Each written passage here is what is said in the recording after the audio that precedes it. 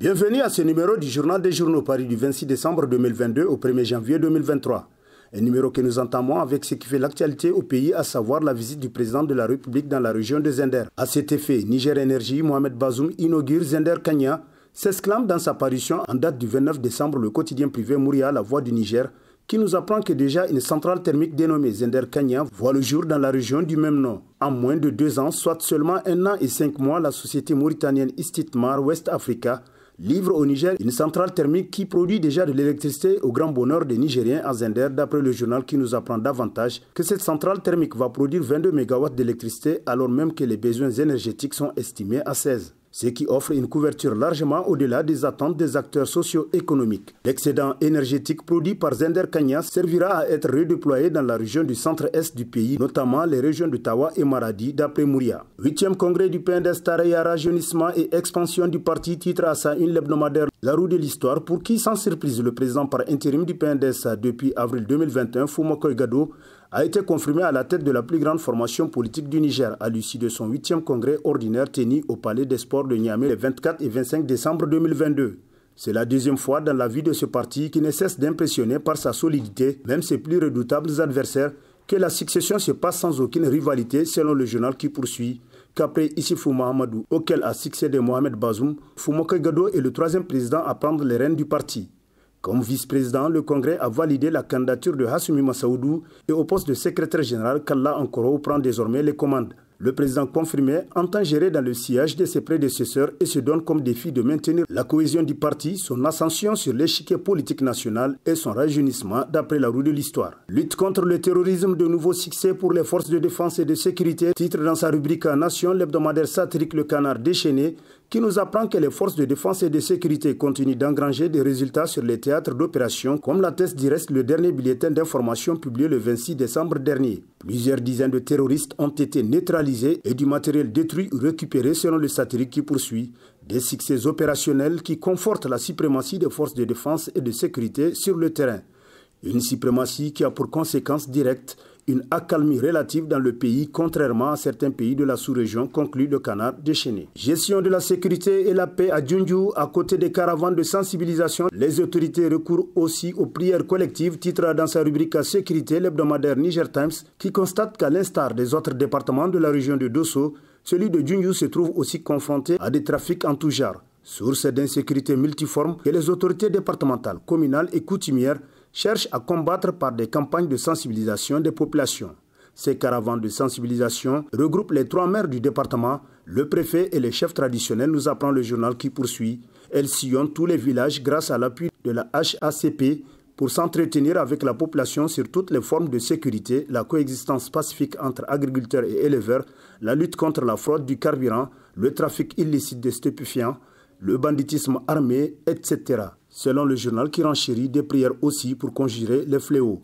En dehors de cette forme de collaboration, il est aussi sollicité des populations des prières régulières pour faire régner la paix, la sécurité et la quiétude sociale dans la zone, nous apprend davantage Niger Times. Débat sur les LGBT, de la clarté de position à la confusion entretenue par le pouvoir, titre dans sa rubrique à Société, l'hebdomadaire Le Monde aujourd'hui, pour qui le Niger est un pays majoritairement musulman, avec des valeurs auxquelles il ne peut renoncer, même sous l'injonction des partenaires qui viennent lui miroiter l'accessibilité à des fonds qui généralement font perdre aux autorités du pays toute lucidité à comprendre les enjeux de ces choix dictés de l'extérieur pour savoir faire des choix judicieux qui puissent être en phase avec les aspirations des populations. Ce sont les réseaux sociaux qui avaient animé le débat, alors que personne officiellement ne pouvait s'en saisir à visage découvert. On ne peut revendiquer un tel combat selon le journal pour qui le débat s'enflammait sur la toile au point d'agacer les Nigériens qui commençaient alors à voir, du moins par ces silences, une complicité du régime qui ne peut communiquer sur le sujet. Peut-être parce qu'il y a pris des engagements avec des partenaires. L'INDRAP bradé à des étrangers, le secrétaire général du ministère de l'Éducation nationale, M. Zédan, auteur de cette forfaiture contre l'école nigérienne, titre dans ses colonnes l'hebdomadaire Le Nouveau Républicain, qui constate que décidément au Niger, rien ne peut freiner la boulimie de certains dans la course effrénée vers le gain facile.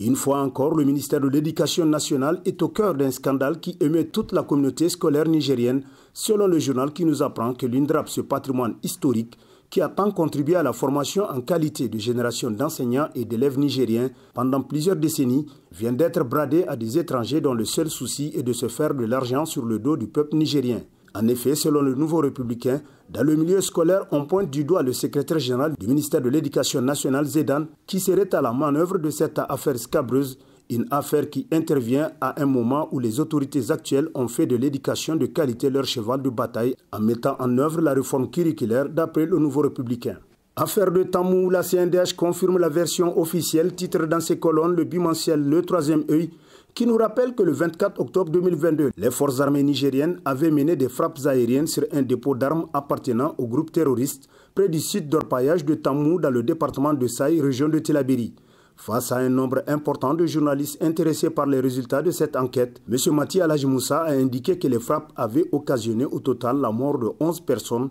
et 23 autres blessés qui ne sont pas des terroristes selon le journal qui poursuit. Le président de la CNDH d'indiquer pour la circonstance que les ayants droit de ces 11 personnes décédées et les blessés qui ne sont pas des terroristes seront pris en charge par le budget national conformément à la décision prise par le président de la République Mohamed Bazoum afin de leur remonter le moral. Entretien avec le premier vice-président de la CEMANI, le président de la CEMANI doit tirer les conséquences de la décision de l'Assemblée générale de Dosso, Dixit Idrissa Hassan, titre dans sa rubrique Actualité Niger Inter Hebdo, qui nous apprend que le premier vice-président de la CEMANI était face à la presse le lundi 26 décembre. Au journal de rappeler que dans un article paru en septembre dernier, il faisait cas de la malgouvernance à la CEMANI. Cette dernière se caractérise par le non-respect des instances statutaires et la gestion opaque et solitaire d'Alassane Abdou, le président de la Chambre des métiers de l'artisanat du Niger. Le 17 décembre dernier, à Dosso, l'Assemblée générale a rejeté par un vote massif le bilan moral et financier d'Alassane Abdou, nous apprend Niger Inter Hebdo qui constate qu'en dépit de ses désaveux, l'homme s'accroche encore au lieu de tirer les conséquences de ce camouflet. Éducation, ambitieux programme pour l'école, la marche solitaire risquée de la Renaissance, titre dans ses colonnes l'hebdomadaire satirique Le Canard en furie, pour qui, profitant des congés de Noël, on a vu s'organiser des formations en ceci et en cela, et notamment pour les enseignants ayant des difficultés en français. Il faut auditer le module pour comprendre si c'est pour améliorer le niveau des enseignants en français et en combien de jours, ou si c'est pour se créer une occasion pour améliorer le fonds de poche de certains et donc d'attraper quelques fonds à l'approche de la fin d'année selon le satirique qui poursuit en se demandant en quoi par exemple des voyages d'études et autres formations financées par le projet LIRE influent-ils le sort des écoles? Est-ce des hommes qui doivent profiter d'un si important financement accordé par la Banque mondiale ou l'école et ses acteurs directs? Les enseignants et les syndicats ont sans doute raison de se plaindre que la réflexion sur l'école se fasse sans eux, étant entendu que cela au premier chef les concerne. Les autorités du pays doivent regarder de près pour s'assurer que les programmes pour l'école se conduisent dans la rigueur et avec pertinence. Tant d'argent que le gouvernement et ses partenaires mettent à disposition de l'école doit servir à quelque chose, conclut Le Canard en furie. Social, inciter les citoyens au civisme et à défaut l'imposer conformément au texte de la République, titre dans ses colonnes l'hebdomadaire La Flamme, qui constate que depuis quelques années, l'on assiste impuissant au développement de comportements qui étaient jusque-là méconnus des Nigériens formés dans le moule de l'intégrité, l'honneur, la fraternité, l'amour du travail et le respect de la République. La complaisance des pouvoirs publics et la défaillance du système éducatif aidant, nombreux sont les Nigériens qui n'éprouvent au respect aujourd'hui à la République et ses lois, au drapeau ainsi qu'aux charges qui leur incombent en tant que citoyens selon La Flamme pour qui,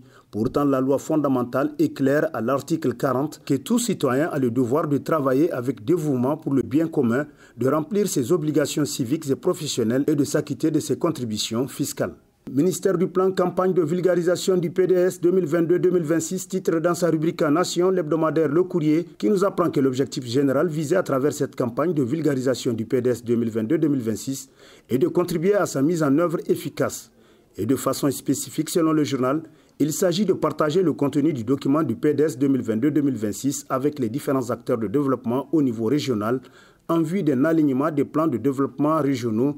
PDR et des plans de développement communaux PDC aux orientations du dit plan selon Le Courrier qui renchérit en citant le ministre du plan Rabiou Abdou en ces termes. Cette table ronde a été marquée par des enrichissantes activités et a enregistré la participation de 1300 investisseurs et partenaires techniques et financiers de haut rang provenant de 23 pays et 40 institutions internationales et organismes de développement. Fin de citation telle que rapportée par Le Courrier. Zoom sur la direction des impôts, la DGI, une administration qui force l'admiration, s'exclame le bimensuel Écho du Monde, pour qui la Direction générale des impôts trône incontestablement parmi les administrations les plus performantes et modernes de notre pays. Dirigée par un fin manager et un technocrate avéré, l'administration fiscale nigérienne semble relever les défis qui sont les siens. Elle jouit manifestement du soutien inestimable du ministre des Finances, un autre technocrate dont les résultats font la fierté du pays d'après le journal qui renchérit. Des réformes techniques initiées, dont la facture certifiée avec des mesures législatives et efficientes, ont été entreprises par la Direction générale des impôts, ont abouti à des performances qui ont valu à son premier responsable,